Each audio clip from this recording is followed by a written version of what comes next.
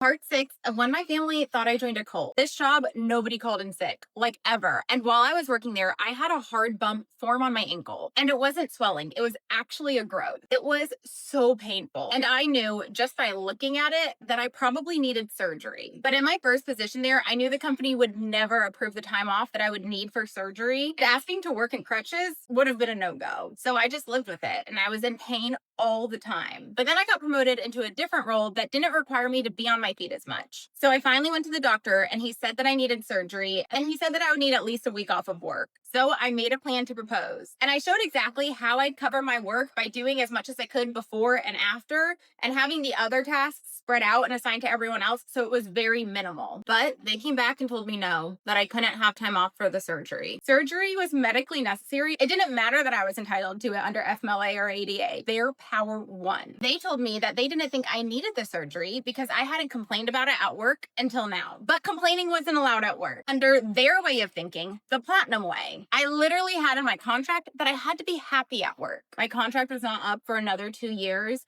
and living in that pain for another 2 years felt unbearable. I pushed back, which you shouldn't do, but I did. They weren't happy about it, but I didn't know what else to do. And finally, they approved a day and a half off in combination with a weekend. I booked the surgery as late in the day as I could, so I could work 5 or 6 hours the morning of. I followed my doctor's guidelines to not eat or drink anything all day. And then during my surgery, my doctor removed the bump. And then he also found out my tendon was torn and he sewed it up. I remember he called me the day after the surgery and he told me that the tear was so bad, he was shocked that I was even able to walk and that I must have an insanely high pain tolerance. And he emphasized that I needed at least a week at home to recover, but that wasn't an option for me. Next day after surgery, technically my day off, I ended up working from home most of the day. And then I worked on and off throughout the weekend to get caught up. And then Monday, I was back at work in person. There wasn't an elevator in my apartment. And after almost falling down the stairs, I ended up sitting on the stairs and just scooting down one step at a time. I didn't take any of the pain meds prescribed to me because I needed a clear head. But honestly, at that point, I was in less pain than I had been for the last almost year and a half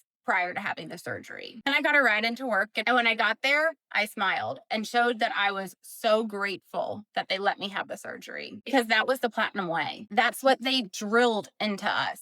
Part 7 coming soon.